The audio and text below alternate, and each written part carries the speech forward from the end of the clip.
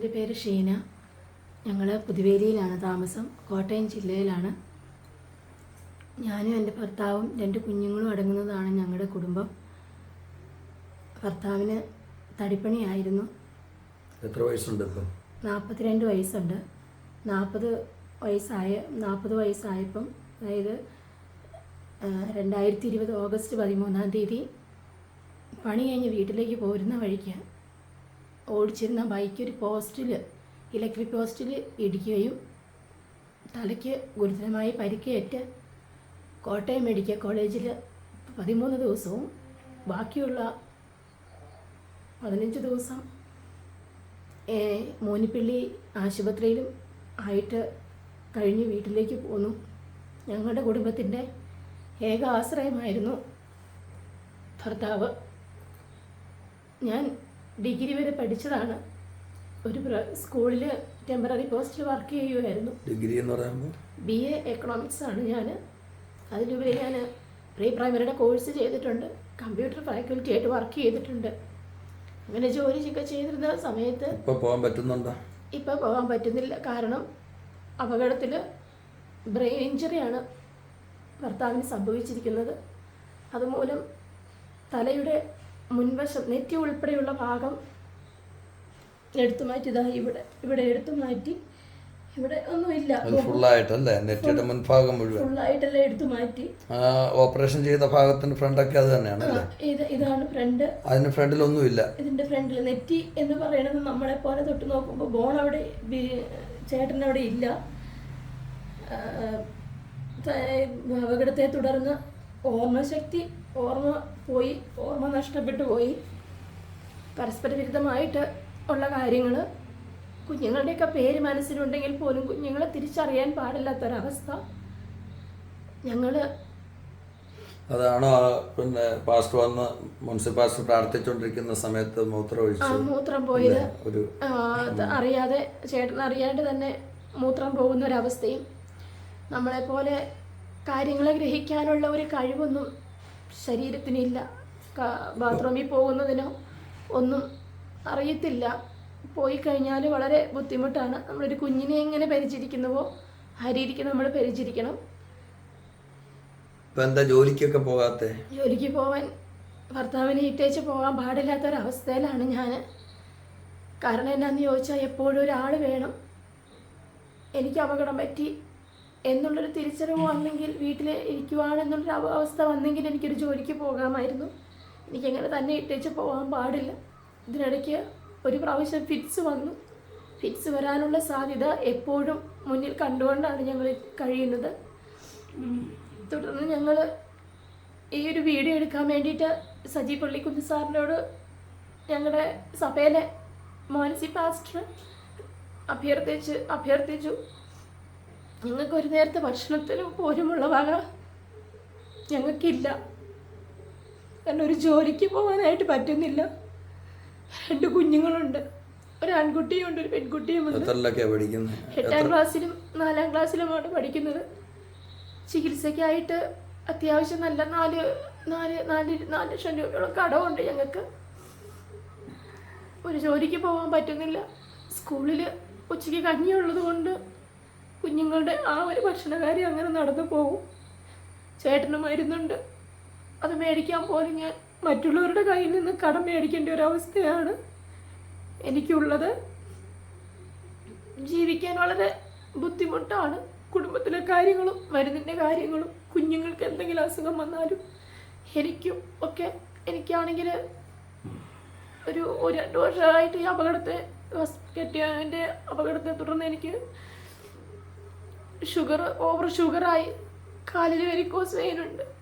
അങ്ങനെ എല്ലാം കൊണ്ടും ഒരു ഭാരപ്പെടുന്ന അവസ്ഥയിലാണ് ഞങ്ങളിപ്പോൾ നിൽക്കുന്നത്.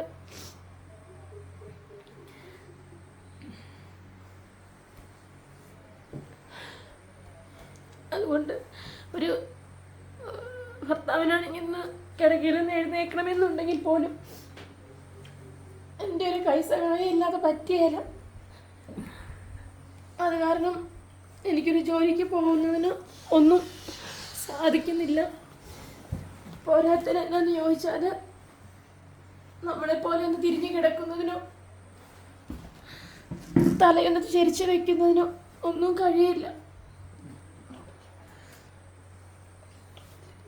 ആകെ ഒരു വിഷമാവസ്ഥയാണ്. കാരണം ഇപ്പോൾ കുറച്ചായിട്ടൊരു ഡോക്ടറെ കാണാൻ പോലും ഞങ്ങൾക്ക് പൈസ ഇല്ലാത്തതിൻ്റെ വരെ സാധിക്കുന്നില്ല. ഞങ്ങളുടെ ചികിത്സയെല്ലാം തുടങ്ങിയേക്കുവാണ്. ഡോക്ടർമാർ കണ്ടിന്യൂസ് ആയിട്ട് കൊടുക്കണം എന്ന് പറഞ്ഞിരുന്ന ഗുളിക ഉള്ളതുപോലെ മറ്റുള്ളവരുടെ കടം മേടിച്ച് 3-4 ദിവസത്തേക്ക് എത്ര രൂപ കടമുണ്ട്? 4 ലക്ഷം രൂപയോളം ഞങ്ങൾക്ക് കടമുണ്ട്. 4 ലക്ഷം രൂപയോളം കടമുണ്ട്.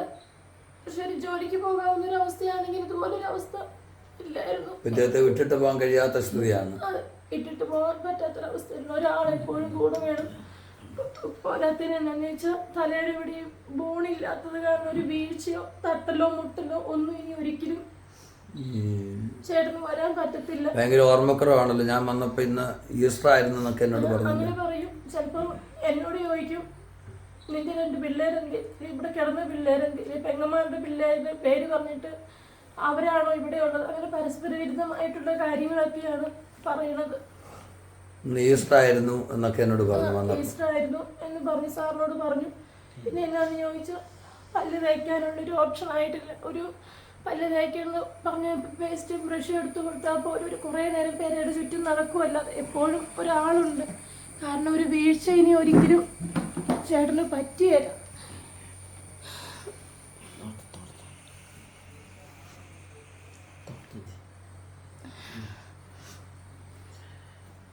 ഓക്കെ. ഈസ്റ്റർ എന്നായിരുന്നു? ഈസ്റ്റർ ഇന്നലെ ആയിരുന്നു. എന്നോട് പറഞ്ഞു ഇന്നായിരുന്നു പറഞ്ഞു. ആണോ? ഇപ്പം എത്ര നാളായി ജോലിക്ക് പോയിട്ട്? 2-3 ദിവസം. 1 മാസം, 1 വർഷം. 2 വർഷമായി. എന്ന് രാവിലെ നോക്കും. രാവിലെ പോകാൻ നേരത്തെ എണീറ്റായി പോകാനോ. രാവിലെ എണീറ്റ് ഇവിടെ നിന്ന് പല്ലൊക്കെ തേച്ച് കുളിയെ കഴിയുന്നതെന്നുള്ളൂ. നിശാദം ഇരുന്നേക്കാന്ന്. ഇരുന്നിട്ടുണ്ടെങ്കിലും മഴയൊക്കെ വരും. മഴയൊക്കെ വരുന്നതിനും പിന്നെ ജോലിക്ക് പോകത്തില്ല അല്ലേ? പിന്നെ ചെയ്യാൻ നിർത്തി. ഞാൻ മഴ ചെയ്യണമെങ്കിൽ അന്നാ ദിവസം മൊത്തം മഴ പിന്നെ ഓടി. പിന്നെ അന്നത്തിന് ആരെങ്കിലുമൊക്കെ കൂട്ടുകാരൊക്കെ ഓടി ഇവിടെ വരും. എന്നാൽ പണിക്ക് കൊണ്ടുവന്നില്ല. അന്ന് ആരും വിളിച്ചില്ലായിരുന്നു. നമുക്ക് ഉദലിക്ക് വരത്തില്ലായിരുന്നു. അവിടെ എല്ലാം ഇങ്ങോട്ടാരും വരുമെന്ന് ചോദിച്ചു. അങ്ങനെ നാളെ തൊട്ട് വന്നേക്കാം. ശരി. പിറ്റേ ദിവസം രാവിലോട്ട് വിളിയാൻ കൊണ്ടു. ഒരാൾ വിളിച്ചതിന് ഞാൻ ഫോൺ എടുക്കാണ്ടിരിക്കുന്നതിന് അടുത്തയാൾ വിളിക്കും. ഞാൻ മാറുമാരെ വിളിച്ച് ഇത് തന്നെയാണ് പരിപാടി. നമ്മളൊക്കെ മഴയാണല്ലോ. മഴയത്ത് പണിയുണ്ട്. പണിയാണ്. നമുക്കാണ് ചെല്ലാണ്ട് പോകാൻ പറ്റിയല്ല. മുതലാളിമാരുണ്ടെങ്കിലും അവിടെ വന്ന് വീട്ടിലിരിക്കും. ഓക്കെ. പിന്നെ വൈകുന്നേരം വൈകുന്നേരം 5-6 മണി. മഴ ആയതുകൊണ്ടാ ജോലിക്ക് പോകാത്തല്ലേ? പിന്നെ 5-6 മണി എന്തിനാ? നമുക്ക് പ്രാർത്ഥിക്കാം കേട്ടോ. ദൈവം ജോലിക്ക് പോകുന്ന ഒരു സ്ഥിതിയിലേക്ക് എത്തിക്കട്ടെ. ചികിത്സിച്ചും മറ്റുമൊക്കെ. ഇതും അപകടത്തിൽ പറ്റിയതാണല്ലേ? തോളത്ത്. അല്ല, അതിന്റെ ഇൻഷുറൻസ് ഒക്കെ കിട്ടത്തില്ലേ? ഒന്നുമില്ല. ഒന്നുമില്ല. അപ്പൊ പിന്നെ പൈസ അങ്ങോട്ട് കെട്ടി വെക്കേണ്ടി വന്നല്ലേ? ഞങ്ങൾക്ക് ലൈസൻസ് ഇല്ലായിരുന്നു. ലൈസൻസ് എടുക്കാനായിട്ട് വണ്ടി എടുത്തിട്ട് ജൂൺ മാസത്തിൽ വണ്ടി എടുത്തു, ബൈക്ക് എടുത്തു. ലൈസൻസിൻ്റെ കാര്യത്തിനായിട്ട് ചെന്ന് കഴിഞ്ഞപ്പം ഓഗസ്റ്റ് 31 കഴിഞ്ഞ് വരാൻ പറഞ്ഞായിരുന്നു. കാരണം കൊറോണ സമയമായിരുന്നു. ഓഗസ്റ്റ് 31 ചെല്ലാൻ പറഞ്ഞിട്ട് ഓഗസ്റ്റ് 13 ആയപ്പോഴത്തേക്കും അപകടം നടന്നു. അപ്പോൾ വണ്ടി ലൈസൻസ് എടുക്കാൻ പറ്റിയില്ല. ലൈസൻസ് 3 മാസത്തിൽ താഴെ വണ്ടി ഉപയോഗിച്ചുള്ളൂ അല്ലേ? 3 മാസം അപ്പടി ഉപയോഗിച്ചില്ല വണ്ടി. പിന്നെ വാങ്ങിച്ചതിന് ശേഷം ഒരു ജൂൺ മാസത്തിൽ വണ്ടി എടുത്തു. ഓഗസ്റ്റ് 13 ആയപ്പോഴത്തേക്കും വണ്ടി ഇടിച്ചു. അതുകൊണ്ട് ലൈസൻസ് ഇല്ലാത്തതിൻ്റെ പേരിൽ ഞങ്ങൾ അങ്ങോട്ട് 5000 രൂപ പോലീസ് സ്റ്റേഷനിൽ കെട്ടിവെക്കേണ്ട വന്നു. അതൊക്കെ വളരെ ബുദ്ധിമുട്ടിയായിരുന്നു. കാരണം ഇതുപോലെ ഇങ്ങനെയൊക്കെ സംഭവിക്കുന്നു. ഒന്നും തന്നെ ശരിക്കും പറഞ്ഞാൽ നമുക്ക് ഒന്നൊരു കടുങ്കാപ്പി കുടിക്കണമെങ്കിൽ നമ്മൾ എന്നെ ചെയ്യുന്നതിനും ഉദരി വയറുണ്ട്. ഉദരി കടുങ്കാപ്പി കുടിക്കാൻ പോലും ഇല്ലാത്ത സാഹചര്യത്തിൽ അങ്ങനെ പറ്റിയല്ലേ? അങ്ങനെയൊക്കെ സമയത്താണ് ഇത് ഇങ്ങനെ സംഭവിക്കുന്നത്. ഈ പരസ്പര വിരുദ്ധമായിട്ടാ പറയൂ. ചെയ്യാൻ പറ്റാത്തൊരവസ്ഥയാണ്. ഈ തൊണ്ടയ്ക്ക് എന്തോ ഒരു കാര്യം നടത്തിയ അത് വെന്റിലേറ്ററിലായിരുന്നു. എത്ര നാൾ വെന്റിലേറ്ററിൽ കിടന്നു? 3 ദിവസം വെന്റിലേറ്ററിൽ കിടന്നേച്ച് പിന്നെ ട്രക്കിയോട്സമി ചെയ്യുകയില്ല. കാരണം തലയ്ക്ക് പരിക്ക് പറ്റിയെന്ന് ഹൃദയത്തിന് പ്രശ്നം ഇല്ലായിരുന്നു. അപ്പോൾ വെന്റിലേറ്ററിൽ അങ്ങനെ ഉപയോഗിക്കാൻ പറ്റിയില്ല എന്ന് പറഞ്ഞ ഉടനടി കോട്ടയം മെഡിക്കൽ കോളേജിൽ തന്നെ ട്രക്കിയോട്സമി ചെയ്ത് വിടുമായിരുന്നു. വായുവിൽ നിന്ന് ശ്വാസം വലിച്ചെടുക്കാറായപ്പം അവിടെ നിന്ന് വിട്ടു. പിന്നെ ഞങ്ങൾ മോനിപ്പള്ളി ആശുപത്രിയിലാണ് ചികിത്സയും കാര്യങ്ങളുമായിട്ട് നടന്നത്. ഇപ്പോഴും ചികിത്സയുണ്ട്. ഒരു വർഷത്തോളമായിട്ട് എനിക്ക് ഡോക്ടറെ ഒന്ന് കാണുന്നതിനൊന്നും സാധിച്ചിട്ടില്ല. കാരണം ഡോക്ടർമാർ കുറച്ച് നല്ല ഗുളിക കഴിച്ചുകൊണ്ടിരിക്കുകയാണ്. കാരണം എനിക്ക് ആശുപത്രിയിൽ പോകുന്നതിനോ മരുന്ന് മേടിക്കുന്നതിനോ ഒന്നും എനിക്ക് സാധിക്കില്ല. കാരണം പൈസ ഇല്ല. മേടിച്ച പൈസ കൊടുക്കാതെ പിന്നെ ചോദിക്കുന്നവർ പിന്നെ പൈസ തരികയല്ലോ. സത്യം പറഞ്ഞു കഴിഞ്ഞാൽ കടം മേടിച്ച് കൊടുത്തു. ഇനി കടം കൊടുക്കണം. കടം കൊടുത്താലല്ലേ ഇനി നമ്മൾ ചോദിച്ചാൽ തരുവോളൂ. ശരിക്കും പറഞ്ഞാൽ നമ്മൾ ഈ പച്ചക്കറിക്കാർ കടക്കാർ പറയുമ്പോൾ ഒന്നെങ്കിൽ കച്ചവടം വേണം, അല്ലെങ്കിൽ കച്ചവടം കിട്ടണം, ഏതെങ്കിലും ഒന്ന് വേണം. ഇനി നമ്മൾ ഇങ്ങോട്ട് മേടിച്ചാൽ തിരിച്ച് അങ്ങോട്ട് കൊടുക്കണം, എന്നാലേ അടുത്ത് മേടിക്കാൻ പറ്റും. ഇങ്ങോട്ട് മേടിച്ചോണ്ടിരുന്നാൽ ഇങ്ങോട്ട് മേടിക്കാം. ഏത് ബാങ്കിൽ അക്കൗണ്ട് ഉള്ളത്? കൂത്താട്ടുകുളം ഫെഡറൽ ബാങ്കിലാണ് ഞങ്ങൾക്ക് അക്കൗണ്ട് ഉള്ളത്. ഓക്കെ, കൂത്താട്ടുകുളം ഫെഡറൽ ബാങ്കിലല്ലേ? പിള്ളേരുടെ കാര്യങ്ങളാണേലും പിള്ളേർക്ക് ഡ്രസ്സ് കാര്യങ്ങൾ എനിക്ക് അല്ലെങ്കിൽ ഞങ്ങളുടെ കുടുംബത്തിന് നിത്യമായിട്ടുള്ള ചിലവുകളൊക്കെ നടത്തുക എന്നെങ്കിൽ ആരെങ്കിലും എന്തെങ്കിലും ഇച്ചിരി പൈസ വന്ന് ഇച്ചിരി സാധനങ്ങൾ മേടിച്ചാൽ അത് ഒരുപാട് സൂക്ഷിച്ചുപയോഗിച്ച് കഴിയുന്നൊരവസ്ഥയിലാണ് ഞങ്ങൾ. ഓക്കെ, പിന്നെ ഏത് പേരിൽ അക്കൗണ്ട് ഉള്ളത്? എൻ്റെ പേരിൽ അക്കൗണ്ട് ഉണ്ട്. എന്താ അക്കൗണ്ടിൽ കിടക്കുന്ന പേര്? ഷീന എം കെ എന്നുള്ള പേരില്ല. Sheena M K. K Sheena M K എന്ന് പറഞ്ഞ മുള്ളൻകുഴിയിൽ കുട്ടപ്പൻ. മുള്ളൻകുഴിയിൽ നിന്ന് എൻ്റെ വീട്ടുപേരും എൻ്റെ ചാച്ചൻ്റെ പേര് കുട്ടപ്പൻ എന്നുമാണ്. എത്ര നാളായി പിന്നെ ഇപ്പോൾ സ്നാനപ്പെട്ടിട്ടൊക്കെ എത്ര നാളായി? സ്നാനപ്പെട്ടിട്ട് 2 വർഷമായി.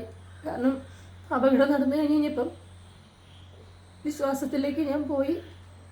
സത്യമാണ് ഇത്രത്തോളം നടത്തിയത് ദൈവകൃപയാൽ മാത്രമാണ് വിശ്വസിച്ച് കഴിയുക.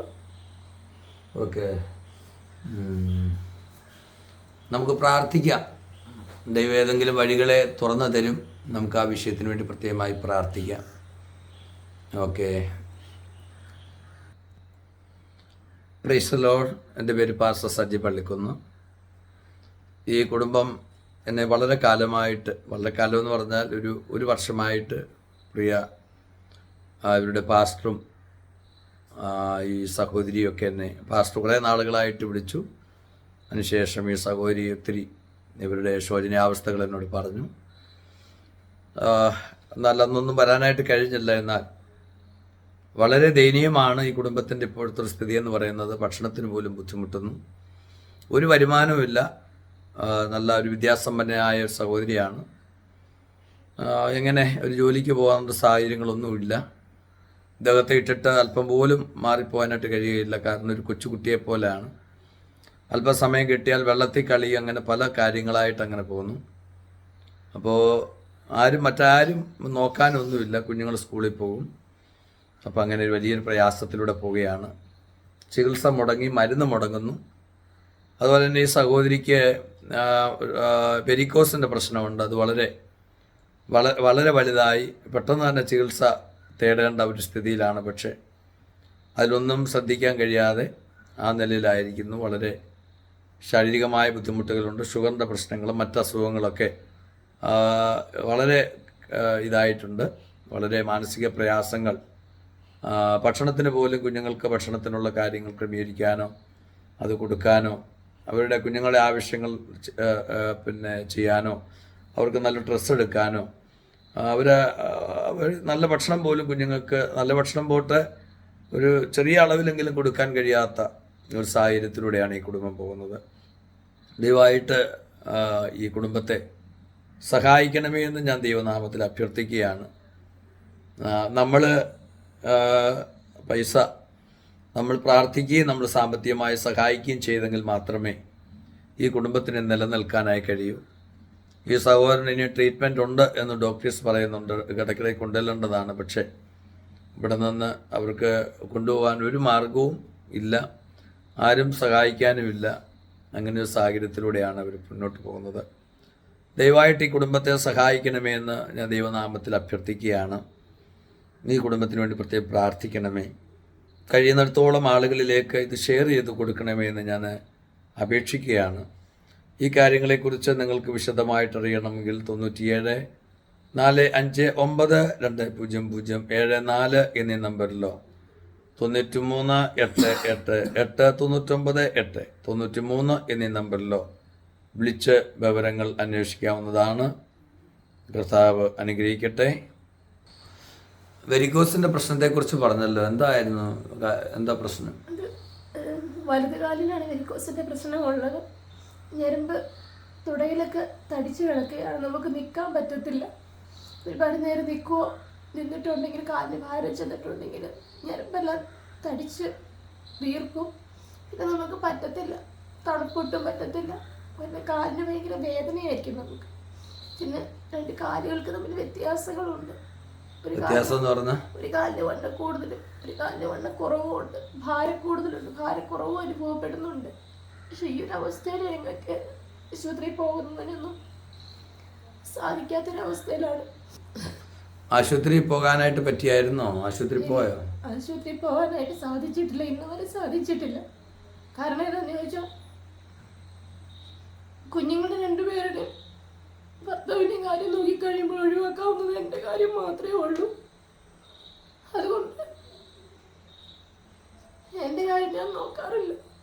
അതിലുപരി എനിക്ക് പോവാൻ പൈസയുടെ അതായത് ഒരുപാട് പ്രശ്നങ്ങൾ എനിക്കുണ്ട്. എനിക്ക് ജോലിക്ക് പോകാൻ പറ്റുന്നില്ല. അതാണ് എന്നെ ഏറ്റവും കൂടുതൽ ബുദ്ധിമുട്ടിലാക്കിയത്. ജോലിക്ക് പോകുമായിരുന്നെങ്കിൽ ഇത്രയും ബുദ്ധിമുട്ട് വരില്ലായിരുന്നു ഒരു വിശ്വാസമുണ്ട്. ഇതെന്താ ഈ തലയുടെ ഭാഗത്ത്? ഇവിടെയാണ് പോസ്റ്റിന്റെ ഇടിച്ചത്, ഇലക്ട്രിക് പോസ്റ്റിന്റെ ഇടിച്ചത്. ഇവിടെ ഇടിച്ചിട്ട് ഈ നെറ്റിയുടെ ഇവിടെ ബോണങ്ങ് പൊടിഞ്ഞു പോയി കഴിഞ്ഞപ്പോൾ ഒരു കാരണവശാലും ഇത് കൂട്ടിച്ചേർക്കാൻ പറ്റിയില്ല. അന്ന് ഇൻഫെക്ഷൻ ആവുമായിരുന്നു. അത് കാരണം ഒരു ബോൺ എടുത്തു മാറ്റി. കാരണം എന്തെങ്കിലും ഒരു കാരണവശാൽ ഒരു പ്രഷർ വേരിയേഷൻ തലയ്ക്ക് ഓപ്പറേഷൻ ചെയ്ത് കഴിഞ്ഞാൽ ഉണ്ടായി കഴിഞ്ഞാൽ ബോൺ വെച്ച് കഴിഞ്ഞിട്ടുണ്ടെങ്കിൽ അത് പറ്റത്തില്ല, അപകടം എന്ന് പറഞ്ഞു.